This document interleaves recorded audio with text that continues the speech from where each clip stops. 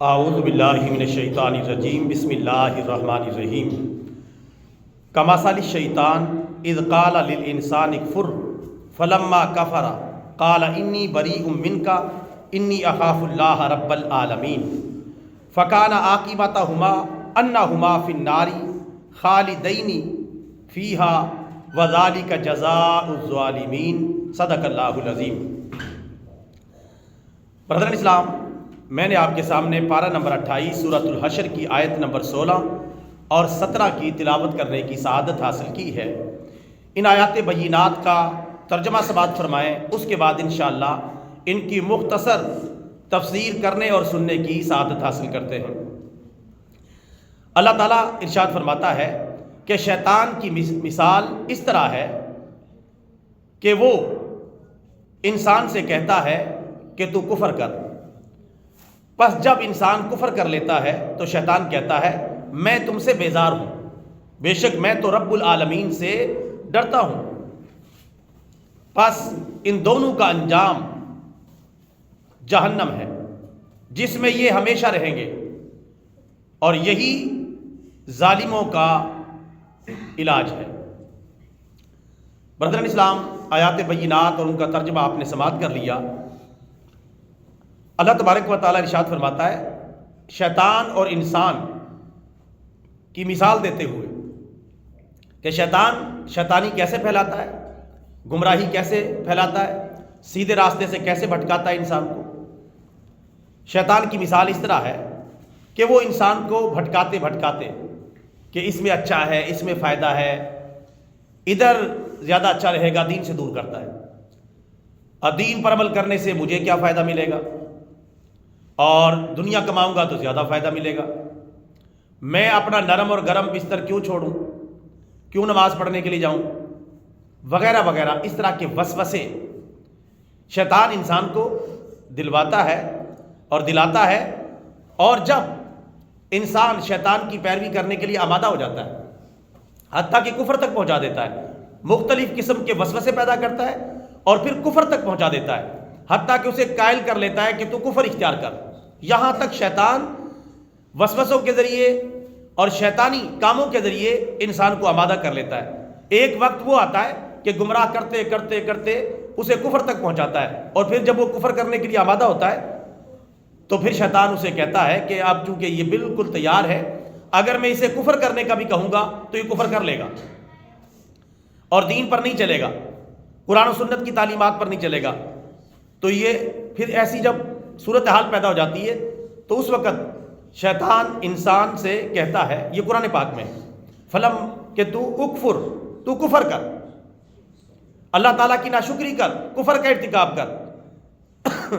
فلما کفر، جب شیطان کے کہنے پر انسان کفر بھی کر لیتا ہے تو شیطان آگے سے کیا کہتا ہے، سنیں، اس نے اپنا کام کر لیا، اسے گمراہ کر دیا، کفر کے راستے پر چلا دیا۔ اب پہلے کہہ رہا تھا میں تیرا ساتھی ہوں، تیرے ساتھ چلوں گا، تیرا ساتھ نبھاؤں گا، ادھر ہی تجھے زیادہ فائدہ ہے، گمراہی میں زیادہ فائدہ ہے، کفر میں زیادہ فائدہ ہے۔ جب انسان کو کافر بنا لیتا ہے یا کفر کا مرتکب کروا دیتا ہے تو پھر آگے سے شیطان کیا کہتا ہے، جب وہ کفر کر لیتا ہے اس انسان سے کہتا ہے انی بریء منک، میں تم سے بیزار ہوں، تو گمراہی میں اتنا آگے نکل گیا ہے، کفر میں اتنا آگے نکل گیا ہے، میں تم سے بیزار ہوں۔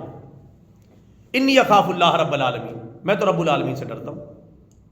یعنی اس کو ادھر ہی دھکا دے کے، دلدل میں گرا کے، اسے گمراہ کر کے، اس سے کفر بکوا کر اسے وہیں چھوڑتا ہے، اگلے لوگوں کو گمراہی کے لیے تیار کرتا ہے اور کفر کی طرف تیار کرتا ہے۔ اس کا یہ کام ہے، پہلے خواہشیں، تمنائیں، وسوسے، طرح طرح کی چیزیں، دنیا کی خواہشیں دلاتا ہے، اسے خواہشیں دلا دلا کر اسلام سے ہٹاتا ہے، دین سے ہٹاتا ہے، قرآن و سنت سے ہٹاتا ہے، آخرت کی فکر کے احساس سے ہٹاتا ہے۔ جب وہ آمادہ ہو جاتا ہے اسے گمراہی میں چھوڑ دیتا ہے، کفر میں چھوڑ دیتا ہے، اور خود کتنا پارسا بن جاتا ہے، حالانکہ جھوٹا ہے۔ پارسا کیا بنتا ہے کہ میں تو تجھ سے بیزار ہوں، میں نے تم سے تھوڑا ہی کہا تھا کہ تم اس راستے پر چلو۔ یہ کب کہے گا؟ قیامت کے دن، جب اللہ کی عدالت میں ہوں گے، اس وقت یہ شیطان کہے گا۔ دنیا میں بھی شیطان یہی حال کرتا ہے، چھوڑ جاتا ہے۔ جب اس سے اپنا کام کر لیتا ہے اور کروا لیتا ہے تو انسان کو ٹیشو پیپر کی طرح دھکا دے کے گمراہی میں اور کفر میں چھوڑ دیتا ہے، پھر اس کی کوئی بعض پرس نہیں کرتا، اور قیامت کے دن تو بالکل ہی تباہی پھر جائے گی۔ شیطان بھی بغاوت کر دے گا، جس کو گمراہ کیا تھا قبول نہیں کرے گا، وہ کہ تو اپنی مرضی سے گمراہ ہوتا رہا ہے، اپنے نفس کی وجہ سے گمراہ ہوتا رہا ہے، نفسانی خواہشات کی وجہ سے گمراہ ہوتا رہا ہے، اپنی تمناؤں کی وجہ سے گمراہ ہوتا رہا ہے، اپنے بیوی بچوں کا جو ہے پیٹ پالنے کے لیے تو حرام کھلاتا رہا ہے۔ میں نے تو تجھے نہیں کہا تھا تو حرام کھلا، میں نے تو نہیں کہا تھا تو حرام کے راستے پر چل، یعنی انکار کر دے گا، حالانکہ اس نے کہا تھا، وسوسہ دلایا تھا۔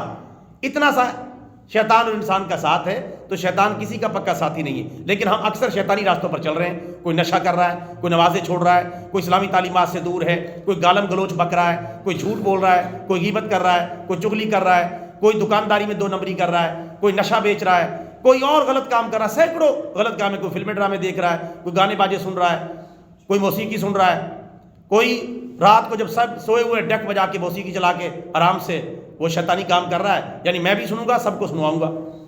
یہ سب کام کون کرواتا ہے؟ شیطان۔ لیکن شیطان جب گمراہ کر لیتا ہے ساتھی نہیں بنتا، قیامت کے دن یہ کہہ کے اپنی جان چھڑانے کی کوشش کرے گا، اللہ تو نہیں چھوڑے گا۔ خیر اللہ کو تو پتہ ہے یہ شیطان نے ہی اس کو گمراہ کیا تھا، شیطان کو بھی پھر سزا ملے گی اور انسان کو بھی ملے گی، چھوڑا کسی کو نہیں جائے گا۔ تو یہ کہہ دیتا ہے میں تجھ سے بیزار ہوں، میں تو اللہ رب العالمین سے ڈرتا ہوں۔ یہ قرآن پاک ہے۔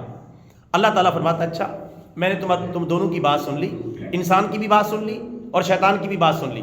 انسان اس پہ ڈالے گا کیس اور یہ اس پہ ڈالے گا، یہ مقدمہ اس پہ ڈالے گا، یہ مقدمہ اس پہ ڈالے گا، لیکن اللہ تعالیٰ جب سب کی باتیں سن لے گا، اللہ تو سب کچھ جانتا ہے، اللہ تو علیم بذات الصدور ہے، وہ تو دلوں کے حال کو جانتا ہے۔ تو اللہ تعالیٰ فرماتا ہے اچھا میں نے تم دونوں کی باتیں سن لی ہیں، فَكَانَ عَاقِبَتَهُمَا أَنَّهُمَا فِي النَّارِ خَالِدَيْنِ فِيهَا، اب ان دونوں کا ٹھکانہ جہنم ہے۔ بڑی دلیلیں تم نے سنا لی ایک دوسرے کے خلاف، میں نے سن لی ہیں، دونوں جھوٹے ہو، دونوں فراڈی، دونوں میرے نافرمان، تم کفر تک پہنچ گئے تھے۔ جب بندہ کفر تک پہنچا گا تو پھر تو ہمیشہ کے لیے جہنم میں۔ اللہ تعالیٰ ہماری حفاظت فرمائے۔ لیکن گمراہی پر رہا، کفر نہیں کیا، تو وہ جتنی سزا اس کی بنتی ہے اتنی سزا ملے گی۔ پھر جو مسلمان ہوگا وہ جہنم سے نکل آئے گا اور جنت میں چلا جائے گا۔ لیکن یہاں جو بندہ کفر تک پہنچ گیا اسلام کی مخالفت میں کرتے کرتے، چاہے پہلے ہی کافر تھا یا بظاہر مسلمان تھا، کلمہ بظاہر پڑھ رکھا تھا، ورنہ اسلام پر ذرہ برابر بھی عمل نہیں کرتا بلکہ اسلام کی مخالفت کرتا ہے، یعنی اس کو نماز کا کہا جائے، اس نے کہا بھئی یہ فارغ بندوں کا کام ہے نماز پڑھ رہا، یہ کفر بک دیا اس نے۔ اسی طرح کسی کا روزہ رکھ لے تو وہ کہتا ہے روزے تو وہ رکھتے جن کے گھر دانے نہ ہو۔ جنت دوزخ کا مذاق اڑایا، دوزخ کے بارے میں بتایا تو کہتا ہے یار کوئی نہیں، حکا آرام سے پی لیں گے۔ کئی ایسے بھی جاہل ہیں، وہ کہتے ہیں کوئی جہنم سے حکا بھر لیں گے، کوئی مسئلہ نہیں، آگ تو جل رہی ہوگی تو زیادہ کھیچل بھی نہیں کرنی پڑے گی۔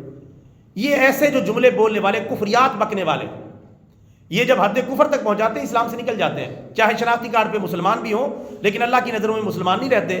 جو اسلام کی توہین کریں، قرآن کی توہین کریں، سنت کی توہین کریں، یا اسلامی تعلیمات کی پھپتیاں کسیں، یا علماء دیندار نمازیوں کا مذاق اڑائیں اور نماز کو کوئی اہمیت نہ دیں، نماز کو کچھ نہ سمجھیں، ایسے لوگ حد کفر تک پہنچ جاتے ہیں، ان کا انجام بھی پھر یہی ہوگا۔